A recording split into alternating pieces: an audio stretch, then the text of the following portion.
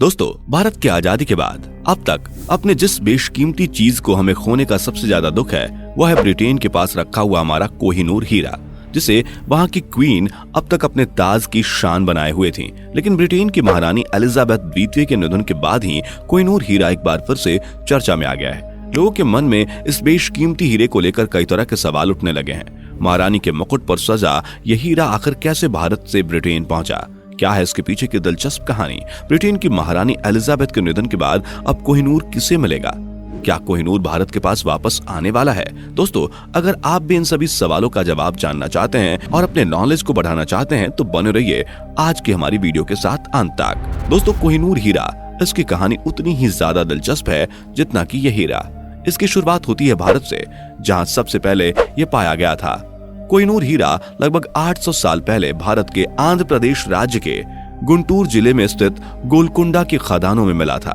वैसे आपको बता दें कि गोलकुंडा के खदानों का बेशकीमती हीरों से पुराना रिश्ता है। कहा जाता है किसी खदान में Dariya Noor, Nurul Ain, great Mughal, Orlov, Agra diamond, Ahmedabad diamond, Brolity of India जैसे कई ऐसे हीरे मिले जिसकी कीमत नहीं लगाई जा सकती। वर्तमान समय में कोहिनूर हीरा 105.6 कैरेट का है, जिसका वजन 21.6 ग्राम है। लेकिन क्या आप जानते हैं कि एक समय यह नायाब हीरा 793 कैरेट का हुआ करता था।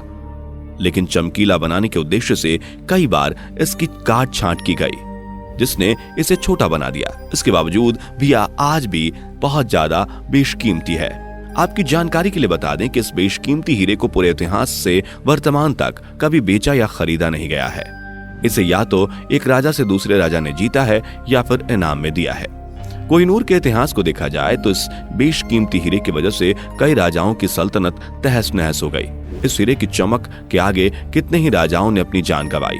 यही वजह है कि कोहिनूर को श्रापित भी बताया जाता है। कोहिनूर के श्रापित होने की बात 13वीं सदी से चली आ रही है। कोहिनूर को लेकर कई इतिहासकार मानते हैं कि यह हीरा आज से करीब 5000 साल पहले महाभारत काल में मिला था और ये समयंतक मणि है। लेकिन वहीं कुछ लोग मानते हैं कि सबसे पहले इस हीरे का जिक्र 1304 में किया गया था। तब यह मालवा के राजा महलाक देव की संपत्ति में शामिल था। इसके बाद इस हीरे का जिक्र बाबरनामा में किया गया है। बाबर के जीवनी में बताया गया है कि यह हीरा ग्वालियर के राजा विक्रमजीत सिंह के पास था।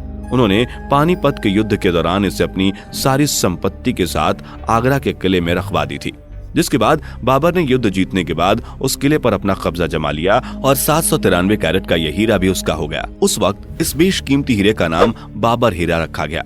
17वीं शताब्दी में शाहजहां ने इसे अपने सिंहासन तख्ते मुरस्सा में जड़वाया, जिसके बाद यह सिंहासन मयूर सिंहासन के नाम से जाना जाने लगा। शाहजहां को बंदी बनाए जाने के बाद उसके बेटे औरंगजेब ने इस हीरे को संभाला। इस हीरे की चमक को बढ़ाने के लिए औरंगजेब ने इस हीरे को हॉर्टांस बोर्गिया को दिया, जिसने 793 कैरेट के इस हीरे को काट छाट कर 186 कैरेट का कर दिया था। कहा जाता है कि यह देखने के बाद औरंगजेब बोर्गिया से इतना ज्यादा नाराज हुआ कि उसने बोर्गिया को उसकी मजदूरी न देकर उसके ऊपर 10,000 रुपए का फाइन ठोक दिया।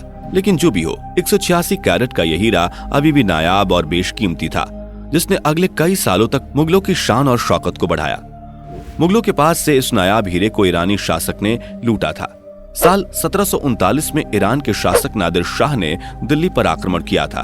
उस वक्त नादिर शाह के सिपाही पूरी दिल्ली में कत्लेआम मचा रहे थे।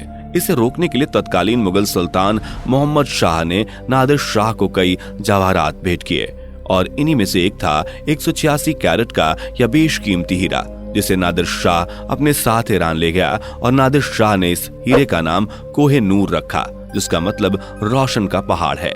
साल 1747 में नादिर शाह की भी हत्या कर दी गई। इसके बाद यह हीरा ईरानी शासक नादिर शाह के पोते शाहरुख मिर्जा के पास पहुंच गया।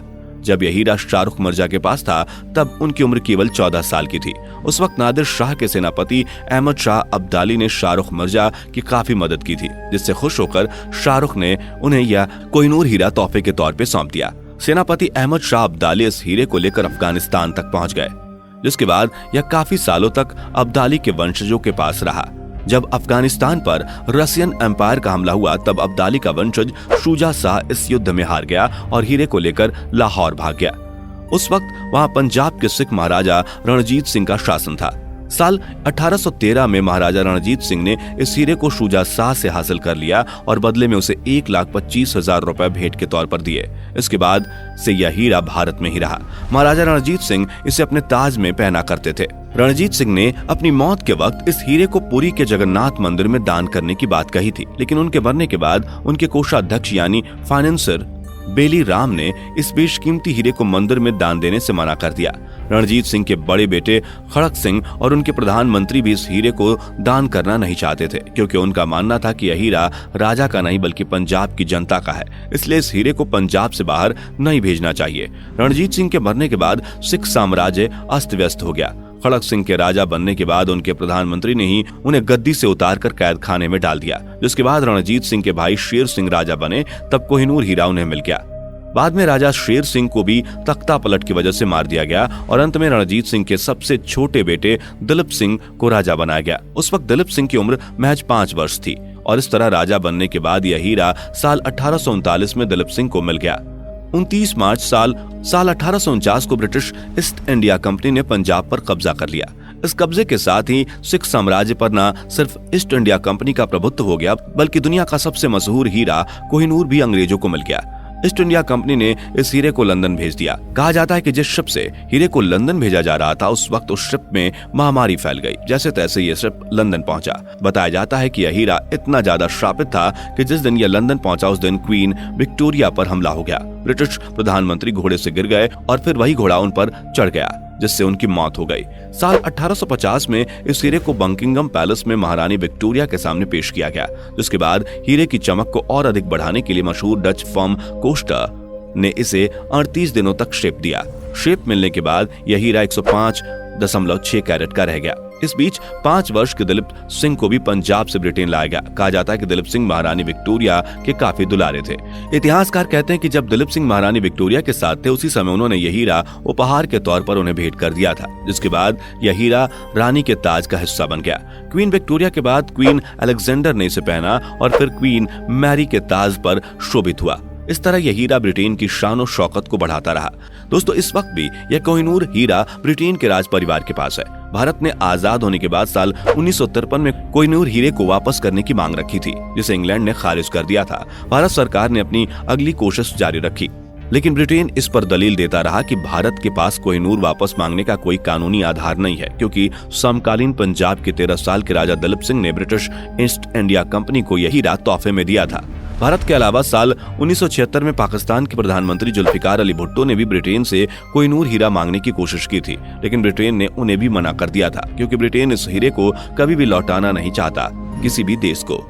अब जब महारानी एलिजाबेथ का निधन हो गया है, तो भारत की जनता एक बार फिर से इस हीरे को वापस लाने की होड़ में लग गई है। अब हर किसी के मन में यह सवाल आने लगा है कि अब यह हीरा किसे मिलेगा। अगर आपके दिमाग में भी यह सवाल घूम रहा है, तो हम आपको बता दें कि क्वीन एलिजाबेथ द्वितीय के निधन के बाद अब उनके बेटे प्रिंस चार्ल्स किंग होंगे और कोहिनूर से जड़ा यह ताज उनकी पत्नी कैमिला पार्कर को मिलेगा। तो दोस्तों, वीडियो में फिलहाल इतना ही। उम्मीद है आपको आज की ये वीडियो पसंद आई होगी। अगर हाँ, तो इस वीडियो को लाइक करें और इस तरह के और भी अमेजिंग और इंटरेस्टिंग फैक्ट वीडियो देखते रहने के लिए चैनल को जरूर सब्सक्राइब कर लें। Thank you.